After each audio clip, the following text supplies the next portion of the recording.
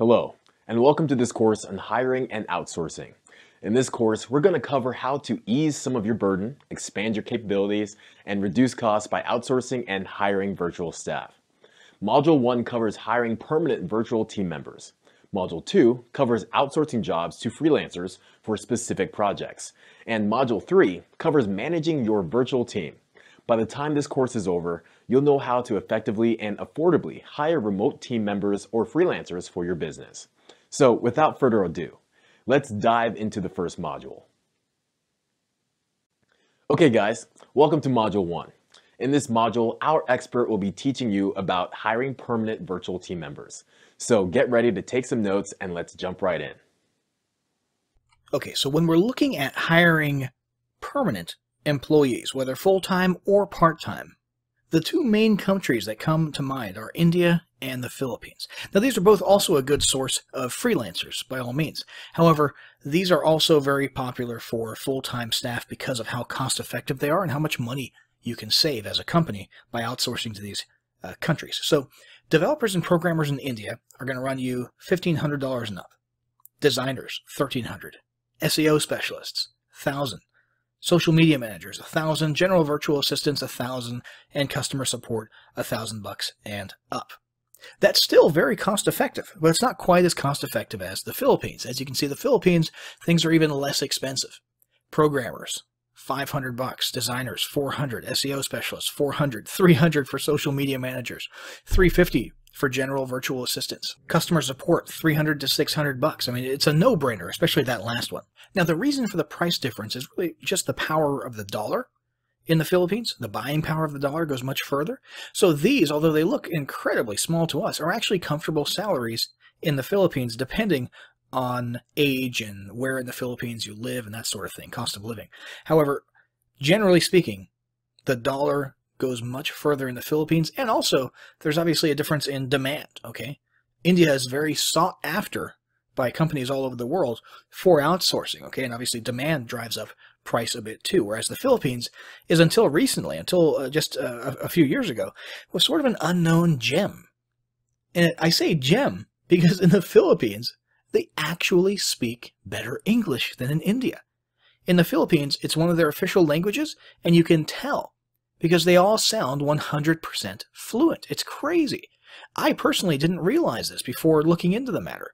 In the Philippines, even the accent is barely noticeable. It sounds, if anything, some people confuse it with a Latino American accent sometimes, a first-generation Latino American maybe. Okay, there might be a little bit of a Southern Californian twang sometimes. It's been referred to as that as far as their accent is concerned. So the accent is very, very minimal. Grammar is just about perfect. Honestly, the most common grammar mistakes among Filipinos is more or less the same mistakes that you'll notice among young Americans, okay? And usually you only notice that in written content.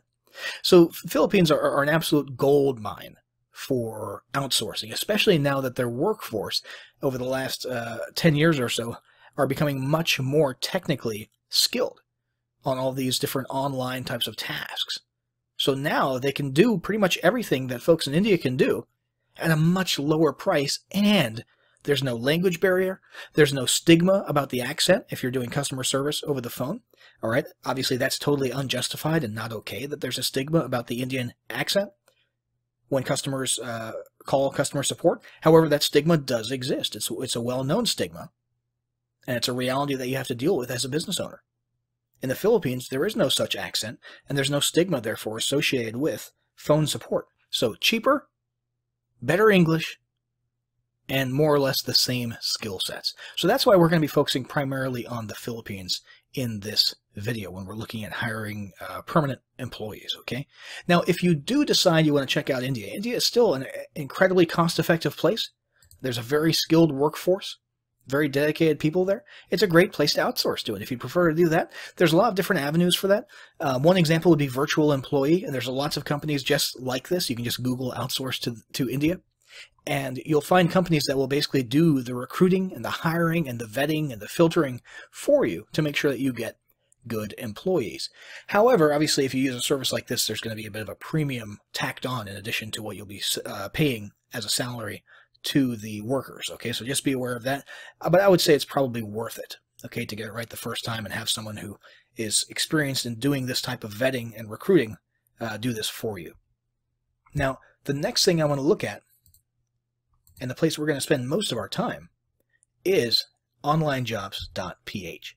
Onlinejobs.ph is an incredible resource. It's a great place to save a little bit of money while you're doing your recruiting, meaning you're not paying a premium for your workers on top of their salaries because you're doing the actual vetting and the filtering yourself. You're just paying a monthly fee or a quarterly fee here for however long you need to do your recruiting operations. It's really a great deal. It's a great way to tap into the Filipino outsourcing or business process outsourcing market. And there's a few different ways to use this site to find the perfect, permanent, long-term team member. As you can see, there are a ton, an absolute ton of job posts here. This is a very happening market, okay? And the people who are signed up here, the Filipino workers who are signed up looking for work here, are very active in checking here. We've got 7,000 job posts for writing, 22,000 job posts for English-related work, web development, finance and management, WordPress, PHP programming, customer service, very big one. Professional services, graphics and multimedia, very talented people in the Philippines in these areas. Sales and marketing, project management. You can even find people in leadership and management positions to take even more of the load off of your shoulders, which is essentially what you're doing when you're hiring full-time employees. Okay, let's just for grins, project management sounds like an interesting one. Let's do a search for PMP and see what comes up. So we've got PMP. So here we have a whole, let's see, what do we got here? 29 search results for project managers.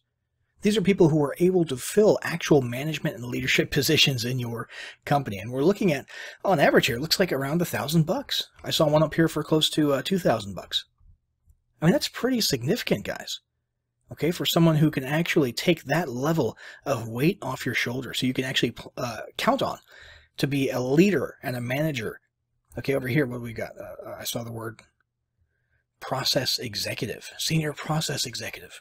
Someone who's actually handling things, doing the collaboration and the communication for you so that you don't have to. This is pretty significant that even this level of expertise exists on this website. However, most people don't come here looking for this type of thing. Most people come here for the more standard suite of skills. Let's do a search for content writer. Philippines are well known for their English skills, so let's leverage that and have somebody from the Philippines actually writing our social media content, our blog content. Wouldn't that be great to get off your chest? Content is just a pain in the butt, isn't it? Let's see here, $291 to $388. That's the desired salary for an experienced writer here. Consider that for a moment. Paying someone just a few $100s a month and knowing that every week you're going to get, 3 or 4 blog posts published on your blog. Content published to social media. Maybe even having marketing emails written. It depends on their skill set. You've got to interview these people. But you've got to understand the value of that for just a few $100. How much weight does that take off of your shoulders? Freelance SEO writer. This guy knows how to write in a way that's optimized for search engine ranking. SEO-based articles. $485 to $582. I mean, that's a hell of a deal. Got another one down here. Just under $600 for content creator.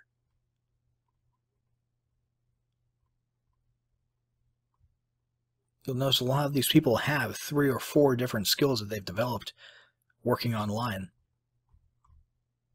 And that's another thing to consider as well. How much of a workload can you pass off to your team if you can actually have multiple people handling multiple jobs per person? So this is a great way to search out people who are already qualified for the skills that you have. However, the most common way to approach recruiting on onlinejobs.ph is filling out an actual job posting. So I'm going to click this Post a Job button here. And we're going to pretend that we are looking for a software developer, okay?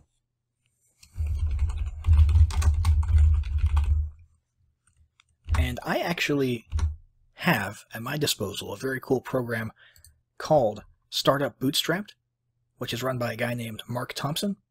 And they have all sorts of training and resources specifically on the recruiting process for software people. So if you're getting into software and you need people who can develop, who can design UIs, who can get into the back end and do all the magical things that they do in the back end, this would be a very cool resource to check out. And I'm actually going to be utilizing one of the done for you job postings right here, because personally, I'm not a specialist in back end software development or web development. So I don't really know how to write the perfect job posting, okay? So I'm going to leverage this asset here and just paste that here. Let's have a look here. So we're looking for a back-end web developer. Let me actually change the name accordingly. And the job description right here basically explains that we need someone who's able to do back-end stuff, okay, back-end development, but still be able to communicate and collaborate with the front-end people, which means the designers, the people making the UI, the people who make things look pretty on the front end, as well as with customers, okay? Let's see here. Basic understanding of front-end technologies is therefore necessary as well. It's important. What you're looking for: 5 years of experience, back-end development, want to transform big visual ideas into flawless functionality. So someone who can look at the desired idea, the desired outcome for the software and say, I know how to make that happen. I can actually design the functionality or develop the functionality on the back end. Okay, passionate about learning from your coworkers, improving your skills, communicating your choices to the internal. So, I mean, you're basically listing a lot of traits that you want people to have. Okay, you want people reading this application and saying, is that me?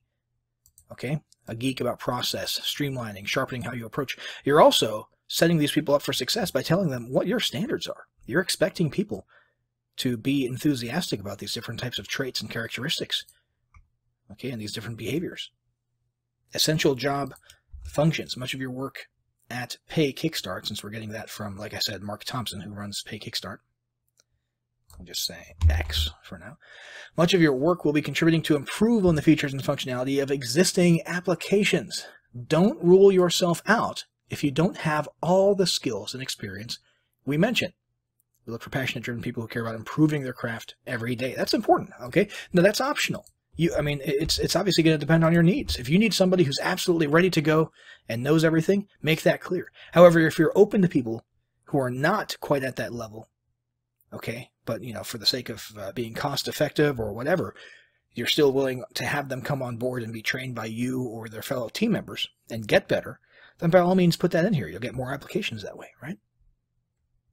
And finally, we've got in bullet point format here a list of all the things that they need to be able to do. Design and implementation of data storage solutions, the optimization of the application for maximum speed, building reusable codes and libraries for future use. Once again, I'm not a programmer, so I don't understand what half of this stuff means. Same thing for desired qualifications. Basic understanding of front-end technologies and platforms, CSS preprocessors, Laravel framework. See, I can't even pronounce the words in here. But you need to know what you're looking for, and you need to communicate very clearly to the potential applicant what the things are that you're looking for. And of course, you're outsourcing to somebody on the other side of the world. So this job requires routine desk and computer work. No travel is required. Okay, now based on that chart we were looking at earlier, a web developer, a back-end programmer in the Philippines, $550 to $1,300. Let's just say $600 a month. Type of employment, full-time, permanent team member. Okay, ID proof. On onlinejobs.ph, this basically means the minimum amount. Basically, they get a score for all the different types of things they upload to the website, such as a driver's license, proof of past work experience, that type of stuff. And it's not the end of the world if they have a slightly lower ID proof. However, it's recommended that you try to filter applicants who have a higher ID proof score on onlinejobs.ph. Now, the skills section down here is pretty important. However, you don't want to overdo it. Okay, because you want to make sure that you're getting the people who have the skills that you need. You don't want to add a bunch of extra ones, because if you add, like, let's say, okay, writing and speaking English is very important. Okay, well, if people don't really have that particular skill or writing, we need people to be able to do, technical writing, web content writing. If you add a bunch of irrelevant stuff, although it sounds cool, you're going to be filtering out people who might be rock stars at the main thing that you need. Okay, so it's best just to grab a few specific things. So for us, we're going to be looking at software development and programming, right? We could grab all of the relevant ones that we might need. I don't know what half of these things mean because I'm not a programmer. However, you want to basically focus on just the handful of things that you absolutely, definitely need. Oh yeah, so for ours, for example, I remember seeing PHP, JavaScript, Laravel. Those sound pretty familiar. WordPress development, you could click if you need somebody who knows WordPress. So anyway, the point is, just choose the handful of skills that are specifically, directly relevant and necessary for the job posting. Don't go crazy, otherwise you'll be filtering out a lot of people who might actually be absolute rock stars, okay? That's about it for hiring full-time permanent employees. Once again, lots of options out there. You don't have to go to the Philippines. If you do go to the Philippines, however, onlinejobs.ph is a fantastic place to do it, both for searching people by resume and posting jobs. And you can expect a whole lot of responses to an application on onlinejobs.ph. And of course, the next step would be inviting them to a Skype conversation, for example, or a chat conversation, where you actually interview the ones who you feel are qualified based on what you're looking for. Okay, and make sure you actually have a set of questions ready to interview these people on the spot and see which ones are going to progress to the next level. And eventually, you'll hopefully narrow down one person who you want to hire. And always keep a Rolodex. If you had a couple of rock stars and you just couldn't hire them, okay, let's say you've only got one position for one person, keep a Rolodex and contact them later if work opens up. That's always a good idea as well. But that sums up hiring full-time permanent employees. Hey folks, welcome to Module 2.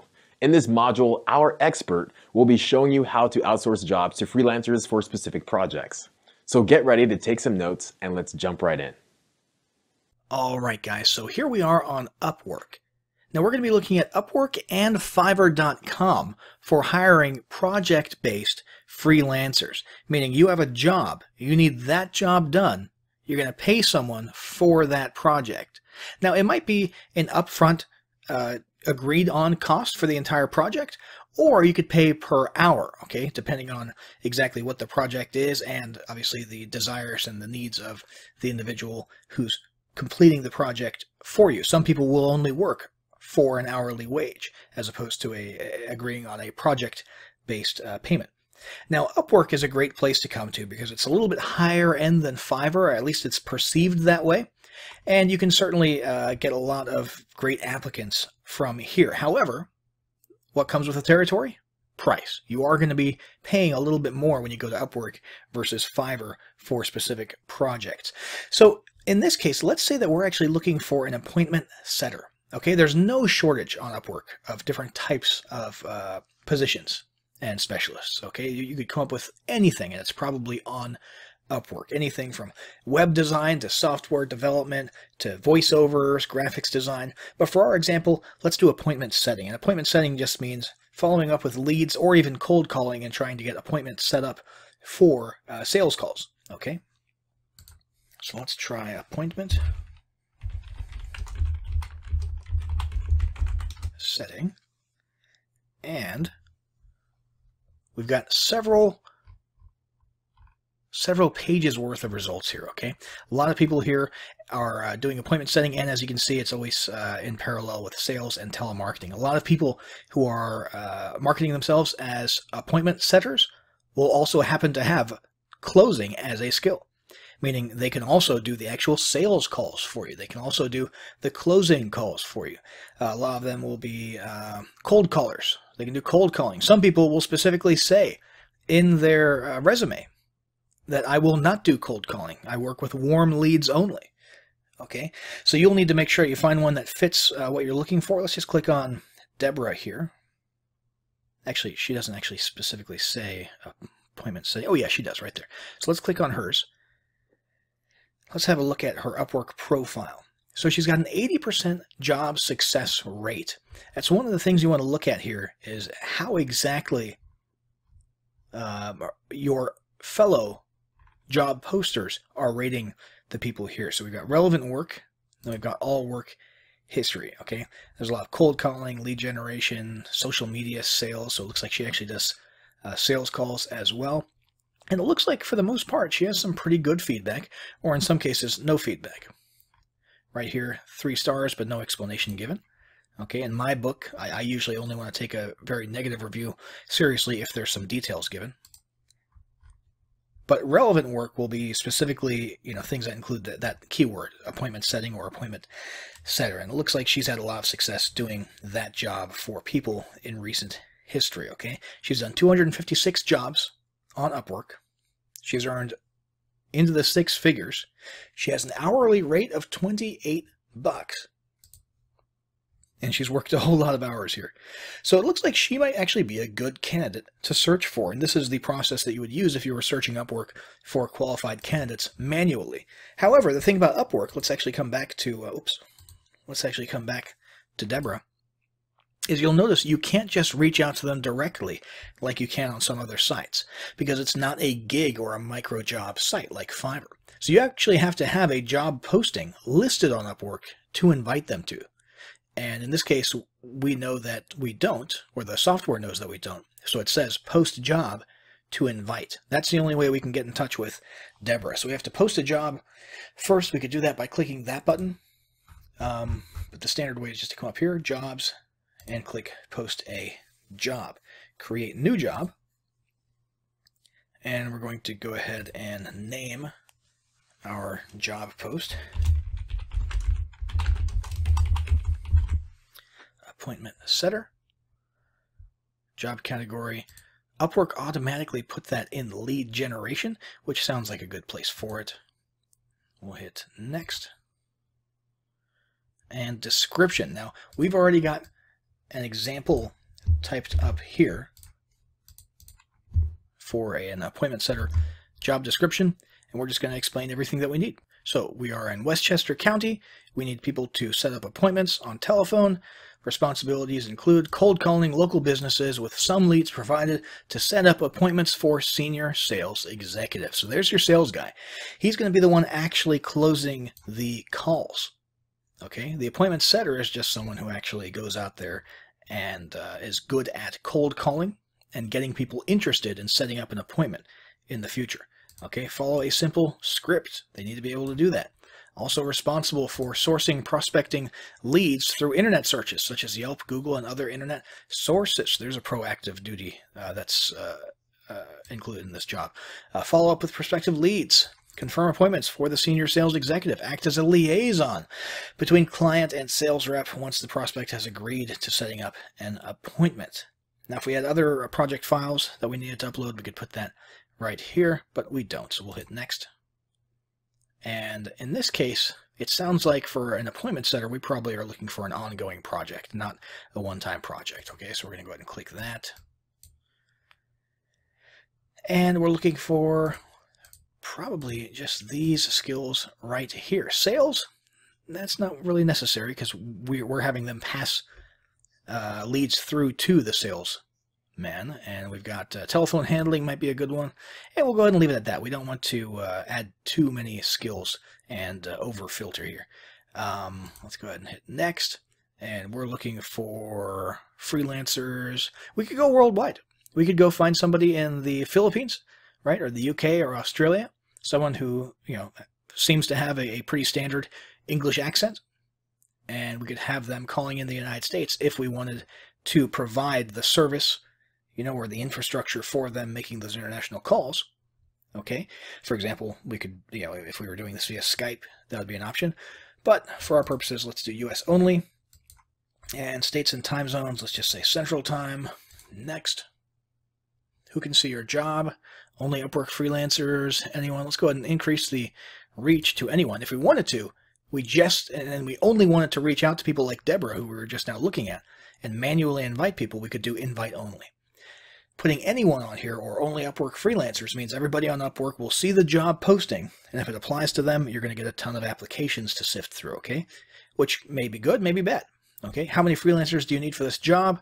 We're looking for just one, and we have an option here of selecting past freelancers that we've worked with to specifically invite right from the get-go.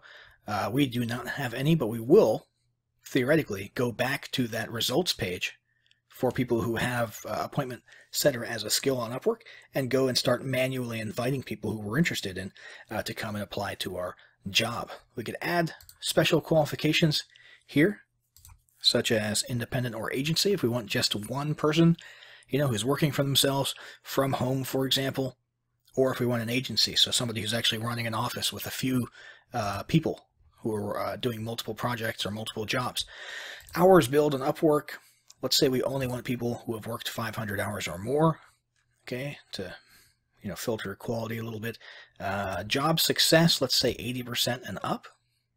English level, self-assigned, let's say native or bilingual is important.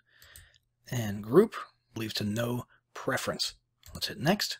Pay by the hour or pay for a one-time project. Now let's say we're just running a campaign here, okay? We're just hiring someone for a one-time project. We can click that. Do you have a specific budget? Let's say we are willing to spend $2,500. And in this case, we would probably be setting some type of a quota, right? So let's say we're just opening a new B2B service in a certain city. And we just want to get, 20 appointments set. All right, we're not looking to actually hire someone on as an employee, as a permanent team member. We just want them to do this one project for us. So we're going to put a fixed price, $2,500, and we want to go for intermediate experience to make sure that the job gets done the first time around. And there you go. There is our project-based freelancer job posting. We could post this, and suddenly a ton of people on Upwork would see it and come check us out. So that's the Upwork side of things. Again, Upwork is seen as a little bit higher level. It's a little bit more expensive, but generally speaking, you're seen as getting higher quality workers and work done. Now, the other end of the spectrum could be Fiverr. Okay, Fiverr.com, you're paying for, Fiverr started out as literally just a $5 micro job website. Okay, obviously now very few people buy things for just $5 on Fiverr. Okay, but it's still dirt cheap. It's gig based. So just go accomplish one thing and you're done. Okay, there's no hourly rates, although you could theoretically arrange something like that and do that manually. Okay, and we're going to say we just need a website built. Okay, so we're here on Fiverr. We're searching. We can sort by recommended or newest arrivals or best selling. Newest arrivals is a good way to try and get somebody who's willing to work on the cheap because they're trying to build up their portfolio.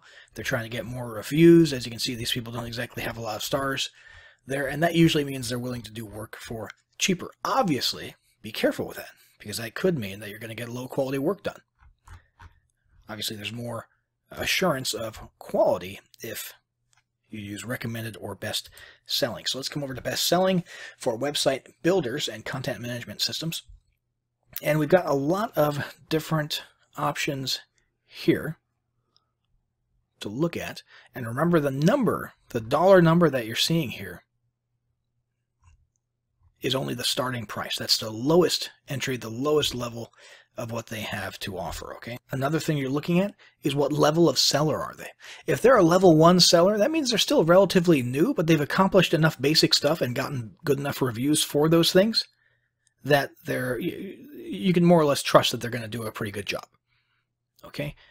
From their perspective, level 1 means they have some restrictions and cool things that they cannot do as far as how to charge money and how to customize their gig listing and that sort of thing. But from our perspective, level 1 just means they've been around for a little while, not super long, but they've got some experience under their belt and they have met a certain minimum level of customer satisfaction, which is good. I would say, unless you're really looking to to sort of pinch the pennies and tighten your belt buckle and get things as cheap as possible, if you're not looking to do that, I would say stick to level 2 or top rated seller. Okay, level 2 is, you've been around for a while. It means they've completed, as it says right here, 50 orders on time with a minimum 4.8 rating, whereas level 1, 10 orders on time with a 4.8 rating.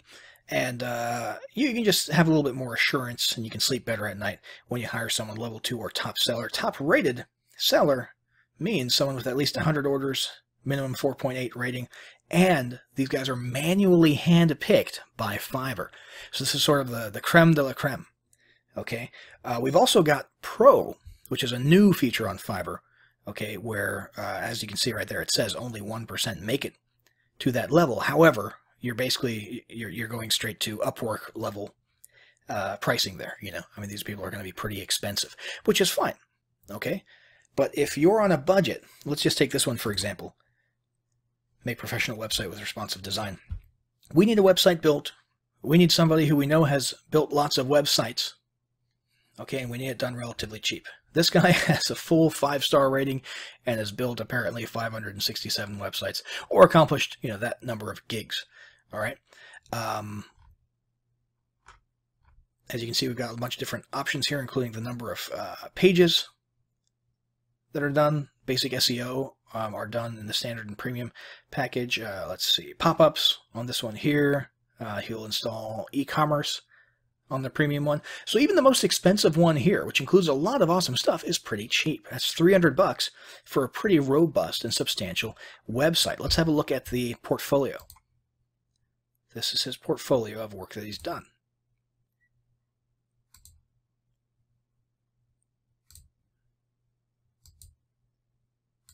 Okay, so these look like pretty solid websites. He's got a solid portfolio of good-looking websites, and you can get the max package with all the goodness in it for $300, for $295 right there. Now, the way that this works is you're literally hiring people directly. You're not posting a job here. Although you can post sort of a job / inquiry / request and have multiple people respond to it. There is an option for that. Generally speaking, the way Fiverr works is you reach out, and it's just like a marketplace, just like Amazon. You know, you're looking at products and looking at the ratings for those products on Amazon. Here, you're looking at gigs and individual workers, okay, vendors, and you're looking at their ratings, okay, for past work, and you're choosing them, okay, not the other way around. You're not posting like you would on Upwork and then having other people come and apply to work with you. All right, so that's how Fiverr.com works, and it's a great way to save some money, get some work done. And obviously the other thing that we talked about was Upwork, where you actually post a job with all the specifics, and then you're going to be sifting through applications to pick the best qualified person. And again, Upwork is perceived as being a little bit higher end, higher quality. So by now we've talked about full-time permanent team members, and then we just talked about freelance project-based freelancers. So now it's time to move on to talk about how to actually manage those people, manage tasks, manage projects, collaborate with them, and make sure work is getting done well once you've got them on your team working for you, either as freelancers or permanent team members. All right, welcome to Module 3. In this module, our expert will teach you about managing your virtual team. So get ready to take some notes, and let's jump right in. All right, so once you've got your freelancers or your permanent team members on board and ready for work, you're going to need to manage them. Keep in mind you're working with human beings who are just like you, just like me. They procrastinate, they need help, they need a little nudge every now and then. So working with people and managing them and staying on top of them is absolutely critical. And you need to make sure you're doing that the best way possible to get the best bang for your buck. Otherwise, there's no reason to be outsourcing to people. You might as well just do it all yourself and keep all that weight on your shoulders, right? So if you're going to do it right. Now, there's a lot of different options out there for managing teams, managing tasks, managing workflows, right? And just getting work done. Asana is very popular. Productive was very popular, right? There's a ton of great ones out there. However, the most simple and easy to use one that we have encountered is Trello. Trello is fantastic, and that's what we're going to go over here. Now, there's a lot of different task management softwares out there. Like I said, the principles will remain more or less the same. Okay, the only thing really super unique about Trello is the layout. The layout is so user-friendly and collaboration-friendly. Trello works with boards. This is an example board here. And then it's broken down into lists, right? We have lists here. And then it's broken down into cards, which are the actual task cards. Within those cards, you can drill even deeper for different collaboration and details and descriptions and stuff. But this is a great way. Now, you don't need to arrange it, but what we recommend is aligning things or arranging things in a left to right, beginning to end manner. and then have your team move those cards to where they need to be accordingly. So at the very start, we have the to-do list, the tasks that need to get done. Then we've got working on it now. So when the assigned person is able to work on that, they place it in here, and we know that that's being worked on. Need assistance. This is where you drag and drop a card if there's a task that you can't finish and you need someone else to help you out with it. And then you would go into the card itself and add some comments, which we'll look at shortly. Awaiting approval. Okay, if you've got things, workflows, processes that include a final QC, that require a final thumbs up before you go ahead with them, right here in this list. And then finally, done, where you keep a log of all the tasks that have been finished. Now, the great thing about Trello is it's all real time. So your team, all the way on the other side of the world, in the Philippines, let's say, or you got some folks in India, you got some folks in Germany, as they move these things around, okay? Let's say Bob discussed or is discussing pricing with Randy. Okay, Bob's tracking down that task. So Bob comes over here and he drops it in the working on it now task, or the working on it now list. Okay, and once he's done, he's going to drop it right here. And you'll see that happen the very second that he does it on the other side of the planet. It'll actually be happening right here from your dashboard. So you can just keep tabs on what your team is doing and whether or not they're doing what they need to be doing, whether they need help, assistance, QCs, that sort of thing. And you have a hugely beneficial big picture overview of what's happening in your company. So this is a great way to do project management. As I said, you can also drill down into the cards and look for more details and comments. So let's say, for example, the person who is handling building linking funnel pages in JVZoo. They run into an issue, so they put it into the need assistance list. Come over here and it says need clarification on which listing is upsell 1 versus upsell 2. Okay, because we gave them a description based on an earlier discussion. However, they need more clarification. Does that kind of make sense? Then there's assigning. You can actually, while you're typing out these cards, assign them to a specific person. This one is obviously assigned to a specific person. Some of these other ones are just up for grabs.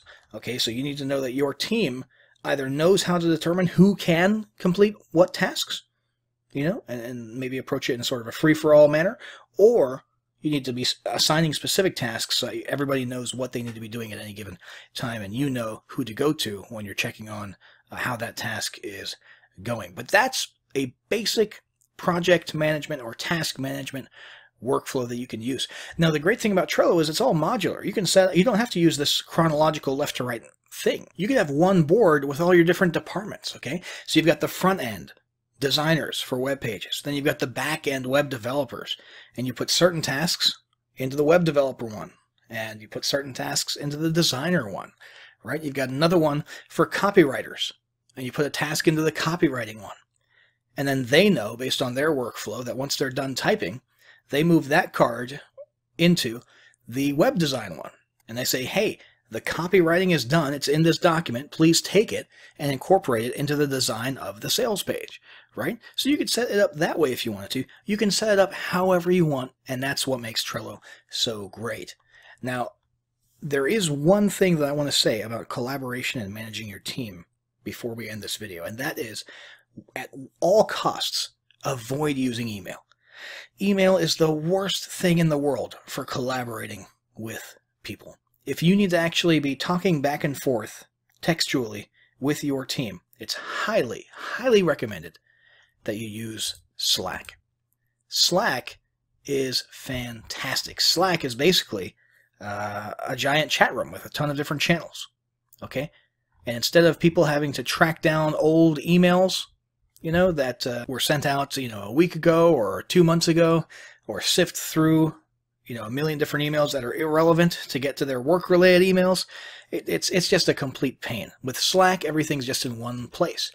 All right, with Slack, you've got these little chat rooms with channels, okay, and there's a ton of different cool abilities as well. But basically, you're just keeping all of your work stuff in one area, one platform for all work discussion. If you're managing your team right and using a tool like this, you should never have to touch email when it comes to communicating with your staff. All right, you can have channels that are open to the public. You can have direct channels between just you and one particular worker. All right, you can have goof-off channels where people just go in there and post, GIFs and say hello to each other. I mean, Slack is absolutely fantastic. It's the best thing out there for collaboration, and it's free. It's absolutely free, which is, well, it sort of makes it a no-brainer. So definitely avoid email, whatever you do, and use an application like Slack for all of your work communication, to just keep it all consolidated into one place for your entire team. That would be my last parting piece of advice when it comes to managing and collaborating with and overseeing your team.